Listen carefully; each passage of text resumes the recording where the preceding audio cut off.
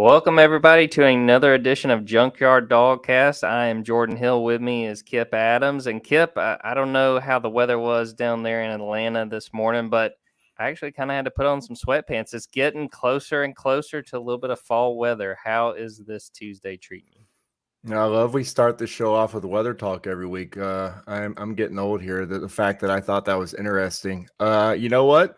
It feels like fall, and I'm kind of in the same line with my dogs. I can't really be out too long. I don't like being out too long when it's over 75 degrees, really. And yeah, it felt like it was time for some porch time today. So I enjoy that breeze. I mean, that means this is it. We're in football season. And yeah, it feels like we're in it now. It's for real. And with the SEC schedule coming, for Georgia this week, I mean, it's time to get serious. Let's talk some SEC football.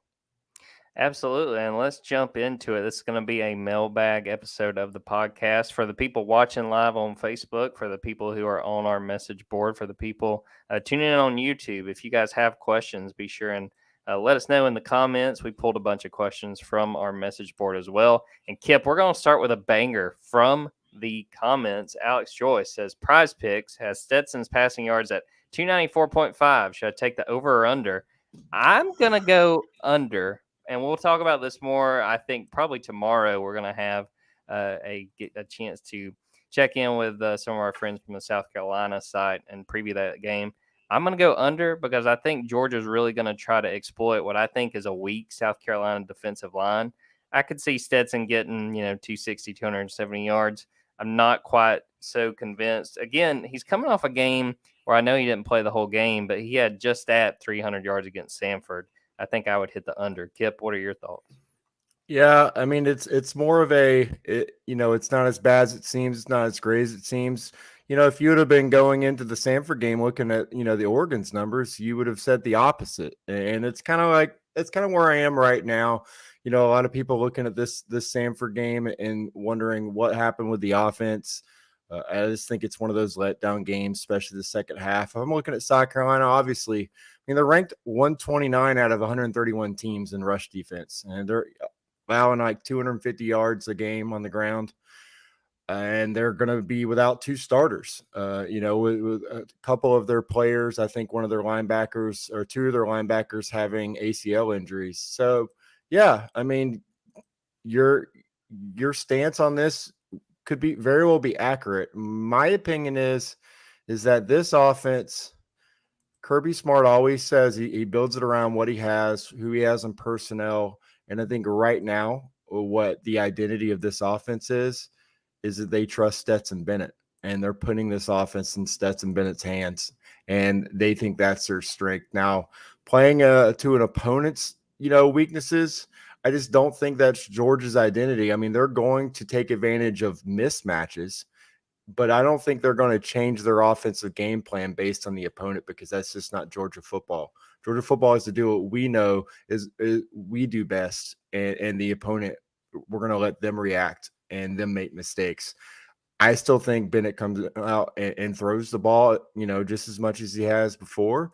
I think that's just where this team is right now. And if you're looking for leadership and experience, you're not going to get, anyone with more than Stetson Bennett right now. I just think they trust him completely to make the right decisions. And I think that could be another game where he throws the ball 30 or more times. So what are you taking, Kip?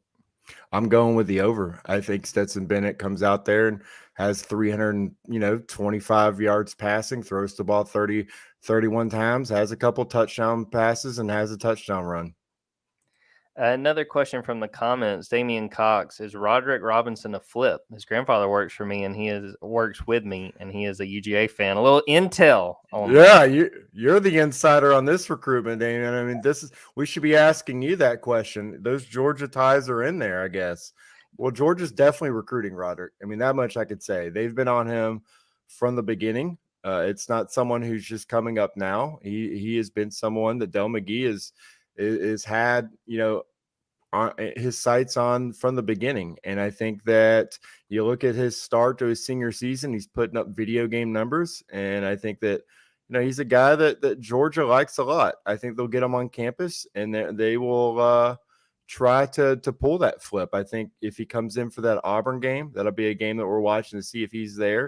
If he takes his official visit that weekend, all bets are off. Once you get him on campus, anything is possible. And he is definitely a guy that you could see, being very productive in Georgia's offense. And when you have a guy that, as big as, Kendall Milton is, when you have a guy that's 6'1" and over 230 pounds, that is a tough guy to bring down. And I think those California defenders are finding that out right now this senior season, because it doesn't look like too many guys are tackling them out there. So if Georgia's able to flip them from UCLA, there you go. You got one of your running backs you need for this class. And I think they head to the portal for a second running back. He's definitely the one running back this cycle that we're keeping an eye on right now. Yeah, Kip, I do that future dog watch each week, just looking at some of the stats I can find on these recruits. And that first week, I went to like 3 or 4 different places. I was like, is this right? Like, this has to be a typo. I mean, he ran all over who they played in that first week. And I think he's really a really talented running back. And I think he'll be somebody to watch, see if Georgia is able to flip him. Let's go to some of the questions from the message board. We're going to start with P Rich 08, who says, Dillon Bell, what do you guys think about him getting more time on the field with Ladd, Bowers, and Washington?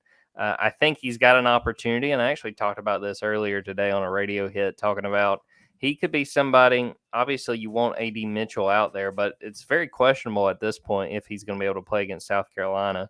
To me, Dillon Bell, along with Jackson Meeks, are probably the 2 guys that would benefit the most as far as additional playing time if AD can't go. Liked what I saw from Dillon Bell. There's a few plays that I think he could have made against Samford. There was one play in the end zone. Credit to the Samford defender. He did a great job breaking that play up. Later on, Dillon had a drop on the pass from Brock Vandegrift that I thought he should have made. But like what I've seen so far from Dillon, and again, if he is given the opportunity, I mean, I think that's going to do wonders for him, because something that Kirby Smart has stressed throughout, going even back before the season, is they've got talented guys across the board, but they're so inexperienced. And if you can get a guy like Dillon Bell out there with those other receivers, I think it's going to do him a world of good as far as the long term in him developing and him understanding what's expected of him. Definitely. I think that's where you find the value in this last week's game against Samford. You rotate these guys in. Kirby Smart's trying to find guys he can trust. Like I just said with Stetson Bennett, they know they can trust him at quarterback. Who can they trust at wide receiver? You kind of know what you got it tied in a little bit there. Which pass catchers can they rely on whenever they're playing better defenses than what they've played in week 1 and week 2? You got to really narrow it down to who you want to get the ball in key situations. Now, is Dillon Bell that guy right now? I'm not sure. They might go with some more experienced guys against South Carolina and try to rotate Dillon Bell in later in the game. Maybe Kearis Jackson, Ladd McConkey's a guy you can trust. And then, also Marcus Rosemy-Jackson. I mean, these are guys that have played a lot of football for Georgia already. I think, you have those guys in there. You rotate guys like Jackson, Meeks, and Bell in there when you can. But for right now, I think when you're going on the road for the first time, you got to have guys in there that are going to step up and play solid football for you early in the game. So I think Dillon's maybe a guy that rotates in there, but on those key plays, I think Stetson Bennett's going to go with who he trusts now, and maybe Dillon's a guy that can earn that trust in the next couple of games. One of the big benefits from what was talked about during the preseason, I think it might have been Arian Smith talking about this, they expect those receivers to know those 3 different receiver positions. And it's beneficial when guys get hurt. They can have different guys step up and understand what's going to be asked of them no matter which role they are playing. So that's something to watch too.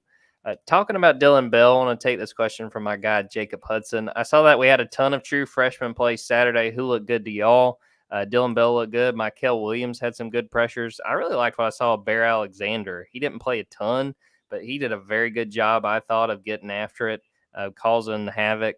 Going back again to Mykel Williams, I put this in one of my stories. That might have been yesterday. The play recognition he had at one point on a throw out to the flats, it was, again, that was his second career game. Very, very impressed. I think the sky is the limit for him. And again, I can't help but really hit on the fact that so many of his teammates and Kirby Smart have said nothing but good things about him. And we've been around this program long enough. Kirby is not going to give somebody praise that doesn't deserve it. It is not coach talk. If Kirby is going to praise somebody, they've earned it. I think Mykel Williams came out of that Sanford game looking really good. Kip, any of those freshmen or any other guys from that young group that you thought stood out against Sanford? I mean, I gotta continue to kind of praise. I don't want to give him too much praise, but I feel fairly confident he's not listening to the pod right now. But Malachi Starks, he just continues to impress. He earned that start, and I mean, he has the look of he's one of those. He is who he thought he was kind of guys. He is looking like a potential all conference safety. Maybe not right now, but he's definitely already showing that he belonged, that his ranking was legit, and that he can be a guy that can make a lot of plays for Georgia over the next 3 years. And just again, 2 games in, I think it's really impressive what he's already been able to do. You also get to see a little bit more Branson Robinson, making a guy or two miss. You want to, get him some snaps and get him comfortable, because I mean, they're going to need him later this year. He's going to get, a lot more playing time as they go through this conference schedule. And so you want to see him be able to continue to provide fresh legs. And obviously those legs are pretty stout legs, probably some of the most impressive quads we're going to see outside of Spencer Strider for the Braves. I think he's a guy that, again, a lot of people are wondering, when is Branson Robinson going to be the guy? When is he going to get more carries? They got some pretty good running backs ahead of him right now. And so, just seeing flashes of him was good. I think you just want to get him, confident in him knowing that, he can play FBS football and he can play at this level, because you got to have him prepared, especially if he's coming in on a third down play. If he's got to pick up a blitz, that's going to be a pretty important part of playing in this offense. So I think just seeing him get more confident out there should be great for his future as well. As Jordan Harris mentioned in the comments, he came really close to getting that second career interception. Malachi was all over the place and being able to cause havoc. And again, for them to trust him, put him in a situation, obviously he's lived up to it. He's done a very, very good job so far this year. Had a few questions in the comments about Eric Gilbert. So let's talk a little bit about him before we wind up taking a break. Eric has been a guy that a lot of people have had questions about. Everyone thought that he was due for a very big year after the spring, and his role hasn't been exactly what people anticipated. I mean, my read on it, and Kip, you can jump in after that. It's a situation where he really took advantage in the spring, the fact that Darnell Washington was not available. And for all intents and purposes, and from everything we saw, Eric really took advantage of it and obviously had a big spring game. But then you come into the summer and the fall, Darnell Washington comes back. Before Darnell got hurt, Kirby Smart was talking about he was in the best shape that he had been in since he had been at Georgia. And so Darnell worked his way back to that shape. I think he surpassed Eric when it went to fall camp and having the chance to play out there. And I wrote about this last week. We heard Kirby harping on Eric in practice and, several times. And I always try to take that with a grain of salt when it comes to we're watching probably 10 minutes of practice. This is going to be crazy stuff, Kip, but sometimes coaches ride players and it's not the end of the world. But then you get into the situation and you see how little he's played, and I mean how he's played kind of a minimal role at tight end, and you can kind of put the pieces together based on the context and what we've seen to see why the role he's played is what it is. Now, the thing is, it's a long season. We're only 2 games in. All it takes is for Eric to get an opportunity and for him to make the most of it, that the whole narrative could change. And, I don't think 2 games in, you should totally write off, well, he's not going to do anything notable or noteworthy to contribute. I think it's early in the season, and I think it's important to remember that this is really his first full season back, and obviously the first one with Georgia. So it's a long season, and I would just say that it's too early to write off anything when it comes to him. Yeah, I mean, there's a lot of factors that play here. One, you got to earn it every day in practice. And I'm not here to say that Gilbert is not practicing well, but he also isn't competing against himself. There are other really talented tight ends in this group. And I mean, when you look at Brock Bowers and Darnell Washington, those are guys that have been in the system for a lot longer than Gilbert has. You got to remember, he lost there was a whole season of him not being with the program where Brock Bowers and Darnell Washington were with the program. They know this system, they know the offense. And so for Eric Gilbert, his involvement in the offense is going to be a work in progress. Now, when you see a guy, a true freshman in Oscar Delp, getting snaps and getting on the field before him, I mean, that's not a knock on Gilbert. That's just praise for Oscar Delp. And we said coming in this last recruiting class, I mean, this guy, he is one of those guys. And just like with Brock Bowers before, we said it's tough when you watch a freshman like Brock Bowers have the impact he is and then try to compare Oscar Delp to him. All we could say is he's got that same mentality, and he's a 6'5", 225-pound pass catcher who is an outstanding athlete and has a similar work ethic. And so when you come in and he has, he's able to get on the field ahead of Gilbert, that's praise for Oscar Delp. It doesn't need to be a red flag for Gilbert out there. And the fact that everyone thought Georgia's going to run 3 and found a way to have 4 tight ends on the field at the same time.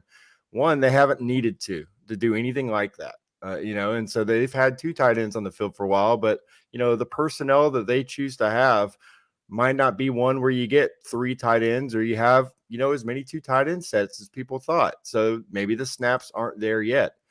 But at the same time, again, he's getting playing time. He's getting acclimated into this offense, and he's continuing to push himself to get better. That's what Kirby Smart wanted to see from him. And I think that is what he's seeing from him. To play to Georgia's standard, you have to put forth a certain amount of effort all the time. And I think that's where Gilbert is still, acclimating himself to. And that's what you want if you're a Georgia fan. You want every player, regardless of what you knew about him before, to play to Georgia's standard. And the fact that he's here and he's playing again, very positive. And he's contributing to a team coming off a national championship. I think that he's got brighter days ahead of him, and I think he will be more and more involved in his offense as long as he continues to push and to go out there and compete on a daily basis. But if he doesn't get more playing time, it might not be him. He's playing with 3 other elite tight ends in that room. If you're not sure about Oscar Delp, just ask some of these South Carolina fans, Georgia fans, if you guys come across them this weekend. They wanted Oscar Delp very, very badly, and obviously we're pushing to try to get him, and Georgia was able to land him. So we're going to take a quick break, but when we come back, we've got more questions. If you got more questions, jump in the comments and let us know, but we'll take a quick break and then come back and answer some more questions.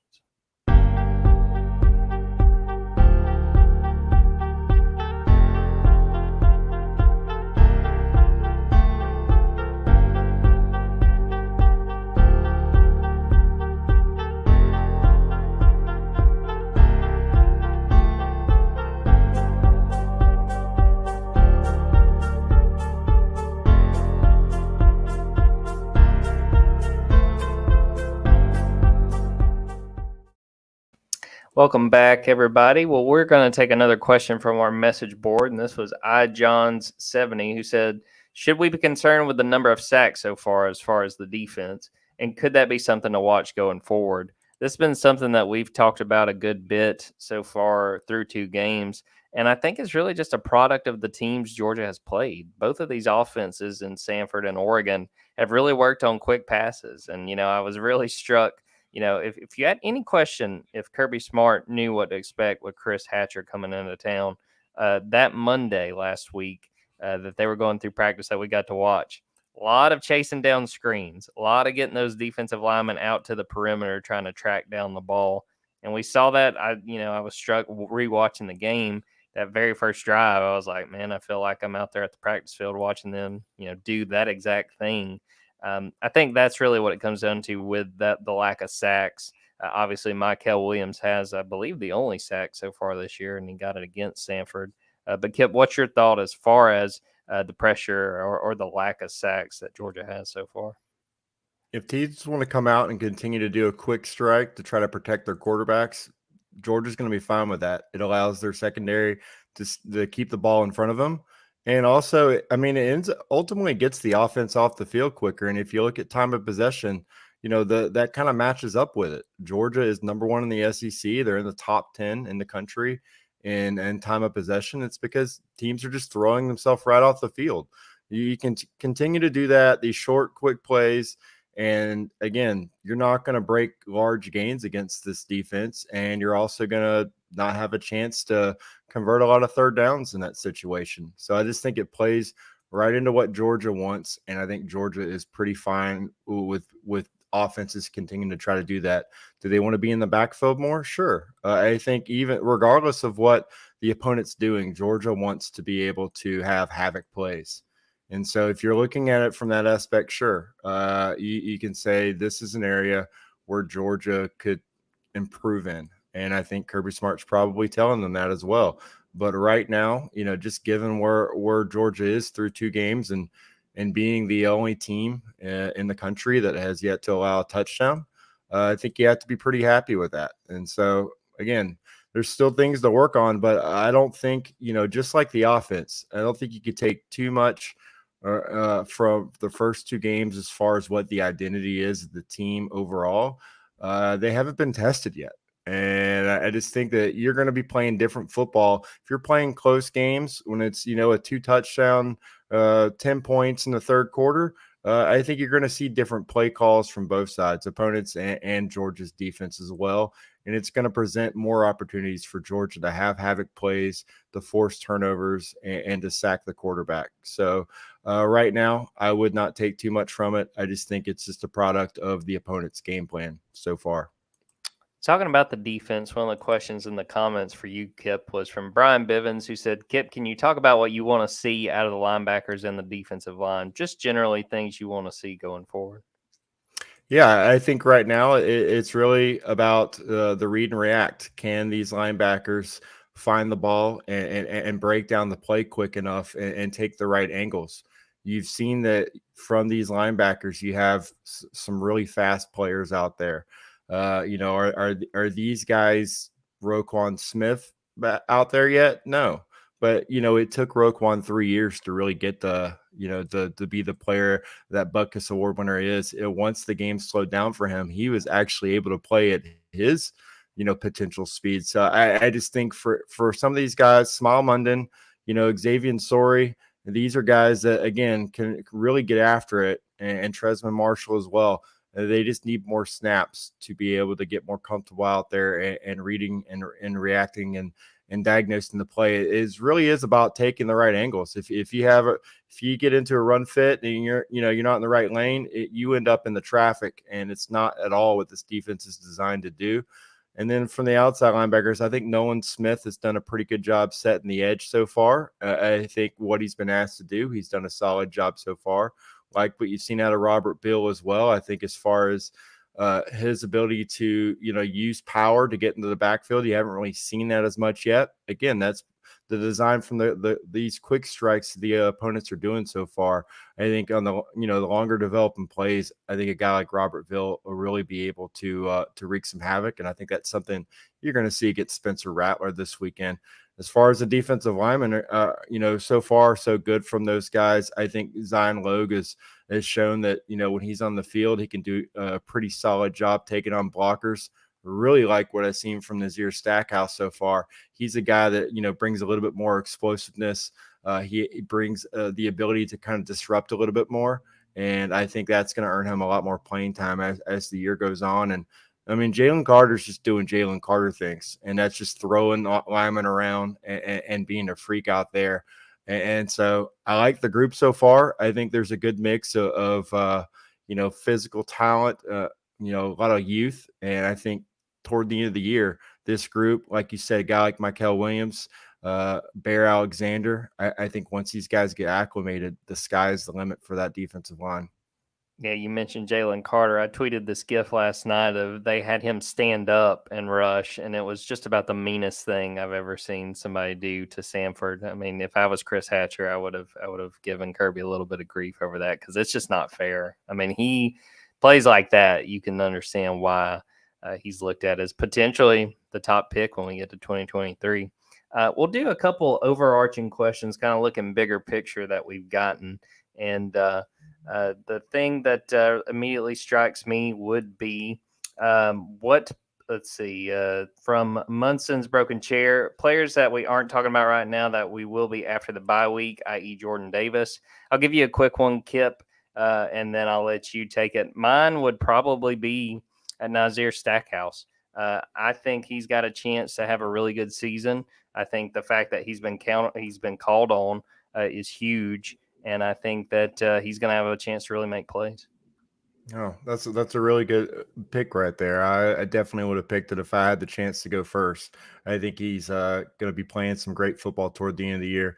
Well, for me, I guess I'll go with Dillon Morissette. I think he's got a little, brings a little bit of everything to the table. They're rotating guys in right now, and I think as far as guys that can maybe stretch the defense a little bit more and kind of extend plays, explosive passing plays. I think he kind of brings that to the table. That's kind of an aspect of Georgia's offense right now that, they're kind of pushing the intermediate passing game. Is that, by design?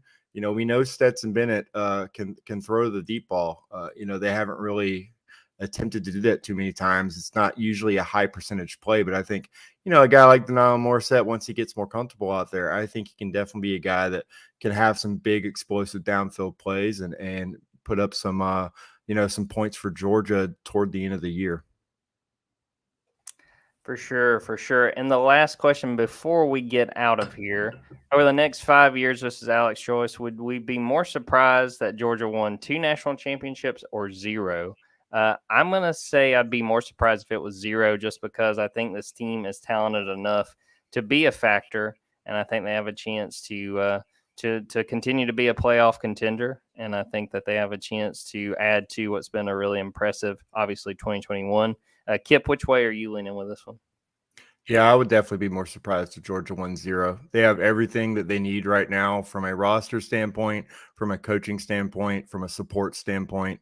They are competing for the national championship every year. They played for it twice in the last 5 years. So, I would expect nothing less than them to play for it 2 more times over the next 5 years.